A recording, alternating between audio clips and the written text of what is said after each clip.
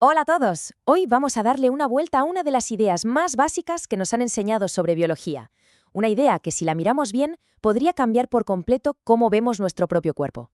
A ver, vamos a meternos de lleno en el meollo con una pregunta que lo pone todo patas arriba. Si nos han dicho siempre que el núcleo, donde está el ADN, es el cerebro, ¿cómo se explica que una célula a la que le quitas el núcleo pueda seguir viva durante meses, funcionando, respondiendo a su entorno? Algo no cuadra. Esto nos sugiere que a lo mejor el verdadero centro de control está en otro sitio. Es que desde el cole nos han grabado a fuego esa idea, ¿verdad? El dogma central, el ADN lo controla todo. Es el gran jefe, el director de orquesta de la vida. Pero claro, como acabamos de ver, hay cosas que no encajan del todo en esa historia. Así que hoy vamos a explorar una visión, una visión radicalmente diferente. Y esa visión alternativa nos lleva a un protagonista totalmente inesperado, una estructura que durante muchísimo tiempo ha sido, digamos, la gran olvidada. Vamos a hablar de la membrana celular.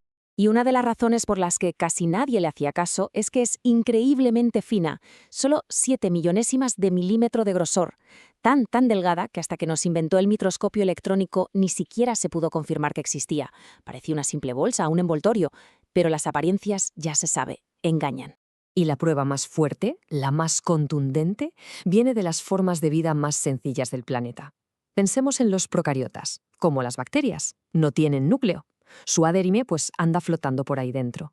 Y sin embargo, son seres inteligentes. Toman decisiones, buscan comida, huyen del peligro. Se mueven con un propósito.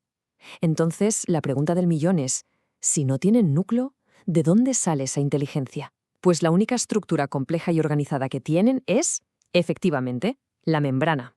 Vale, para entender cómo funciona esta membrana mágica, vamos a usar una analogía que es sorprendentemente sencilla, pero súper potente.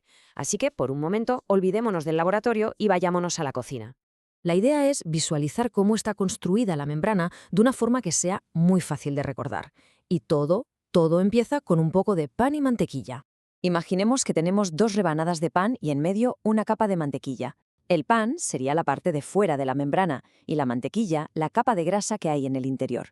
Y esta capa de mantequilla es una barrera muy eficaz. Ahora, si echamos un poco de tintas sobre el sándwich, ¿qué pasa? Pues que atraviesa el pan, pero se frena en seco cuando llega a la mantequilla. La grasa no la deja pasar, es impermeable. Claro, si la célula fuera solo esto, moriría, estaría totalmente aislada, no podría ni comer ni eliminar sus desechos. Pero aquí es donde viene la magia. Vamos a clavar unas cuantas aceitunas en nuestro sándwich. Y estas aceitunas no son un simple adorno, ¿eh? Representan el componente que lo cambia absolutamente todo, las proteínas integrales de membrana. Y aquí está la clave del asunto.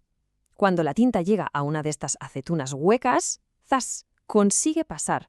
Funcionan como canales, como puertas que se abren y se cierran para dejar pasar, de forma muy selectiva, la información y los nutrientes a través de esa barrera de grasa. Así es como llega todo al plato, que sería el interior de la célula. Y ahora traduzcamos la analogía a la biología real. El pan son las cabezas de fosfato, a las que les encanta el agua. La mantequilla son las colas de lípidos, que odian el agua y por eso crean esa barrera. Y las aceitunas son las proteínas, que son los receptores y los canales. Ahí está la verdadera inteligencia del sistema. Y aquí lo vemos. Esta es la estructura real. Esta imagen científica es exactamente lo que hemos descrito con el sándwich. Las cabezas que aman el agua mirando hacia afuera y hacia adentro, y en medio, protegidas, las colas que la odian, creando esa barrera aislante. Es una estructura sencillamente brillante. Bueno, ahora que entendemos cómo es la estructura, vamos a dar el siguiente gran salto. Porque esta estructura no es solo una barrera inteligente. Es, y esto es lo importante, funcionalmente un procesador de información. Estas proteínas aceituna hacen básicamente 2 cosas. Unas son receptores, como si fueran antenas, que están calibradas para captar señales muy concretas del entorno. Y las otras son efectores, que son las que, una vez recibida la señal, ejecutan una respuesta dentro de la célula. Percepción y respuesta. Esa es, ni más ni menos, la definición de inteligencia. Si tuviéramos que dar una definición física, súper técnica de la membrana celular, basándonos en cómo se organizan sus moléculas y en cómo funcionan sus proteínas, diríamos esto. Es un semiconductor de cristal líquido con compuertas y canales. Quedémonos con esta frase. Ahora cojamos un manual de ingeniería de microprocesadores. ¿Cómo se define un chip de ordenador, un microchip? Pues se define como un cristal semiconductor con compuertas y canales. A ver, Esto es brutal.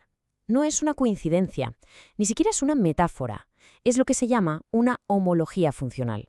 La célula no es como un ordenador, es que su membrana opera igual que un procesador. Y esto, claro, lo cambia absolutamente todo sobre cómo entendemos la biología. Y si la célula es un ordenador, esto nos lleva a la pregunta más importante, a la implicación más profunda de todas. Si hay un ordenador, ¿quién escribe el programa? Vamos a llevar la comparación hasta el final, que se ve muy claro. La membrana, con todas sus proteínas, es la CPU, el procesador. Los receptores son el teclado, por donde se meten los datos. Y el núcleo, con el ADN, ojo, no es el cerebro, es el disco duro. Es un almacén de memoria, donde están guardados todos los planos para construir las piezas que hagan falta. Entonces el punto clave es este. Tanto los ordenadores como las células son programables, y el programador siempre está fuera del aparato. La célula no se programa a sí misma desde su ADN. Su comportamiento es una respuesta directa y dinámica a la información que le llega de su entorno, a través de la membrana. Esto nos lleva a una conclusión que es simplemente transformadora. Si nuestra biología responde a las señales del entorno, y en ese entorno podemos influir con lo que comemos, con el estrés, con las emociones, con los pensamientos, entonces nuestros genes dejan de ser una sentencia. Dejamos de ser víctimas para tener un papel activo. Así que terminamos con una última reflexión. Sabiendo que la membrana de cada una de nuestros billones de células está ahí, escuchando, interpretando, respondiendo a las señales que le llegan de nuestra percepción del mundo, la pregunta es inevitable. ¿Qué mensaje le estamos enviando a nuestras células ahora mismo? La respuesta a esa pregunta podría ser el verdadero secreto de la vida.